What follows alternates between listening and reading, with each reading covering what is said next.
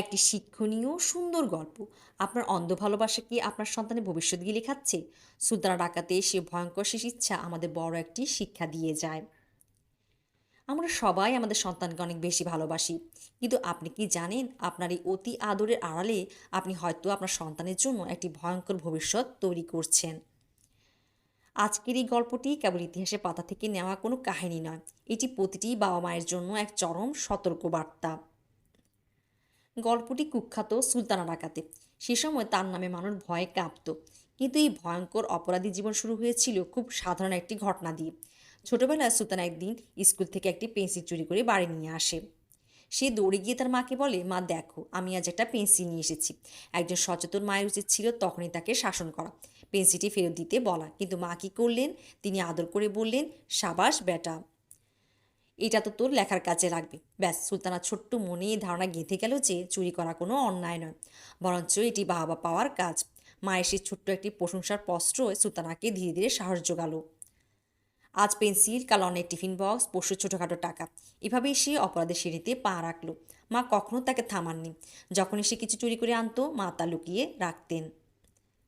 ধীরে ধীরে সেই পেন্সিল চোর ছেলেটি হয়ে উঠল জনপদের ত্রাস, ভয়ঙ্কর এক ডাকাত। ফাঁসির মঞ্চে এসে শিউরে ওঠা মুহূর্ত। অপরাধের ফল একদিন না একদিন ভোগ করতেই হয়। সুলতানা বলল, আমি একবার শেষবারের মতো আমার মায়ের সাথে দেখা করতে চাই এবং তার কানে কিছু বলতে চাই। ফাঁসির মঞ্চের কাছে বৃদ্ধা মা এলেন। সুলতানা তার কাছে গিয়ে কিছু বলার নাম করে হঠাৎ তার নাক কামড়ে ছিঁড়ে নিল। উপস্থিত সবাই চিৎকার করে উঠল। মা যন্ত্রণায় কাতরাতে লাগলেন। পুলিশ সদস্যরা সুলতানাকে টেনে সরিয়ে আনলো। এমন জিজ্ঞাসা করলো, তুই কি পাগল হয়ে গেছিস? মরার আগেই নিজের জন্মদাত্রীর মায়ের এই অবস্থা করলি কেন? সুলতানা সেই কান্না ভেজা স্বীকারোক্তি। সুলতানা অঝরে কাঁদতে কাঁদতে বলল, মা, আজ আমার এই নাক কামড়ে ছিঁড়ে নেওয়া তোমার অনেক কষ্ট হচ্ছে, তাই না? কিন্তু সেই দিন যদি আমি ওই ছোট্ট পেন্সিলটি চুরির পর তুমি আমাকে একটা চড় মারতে, তবে আজ আমাকে ফাঁসির দড়িতে ঝুলতে হতো না।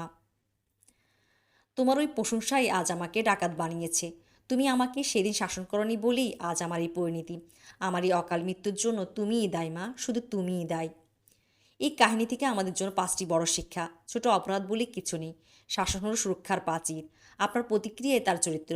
অন্ধ ভালোবাসা বানাও সঠিক লালন পালন। আফসোস যেন দেরিতে না আসে। আজই কি ভেবে দেখবেন না, সন্তান আপনার কাছে প্রিয়, তাকে আপনি কী শিক্ষা দিচ্ছেন?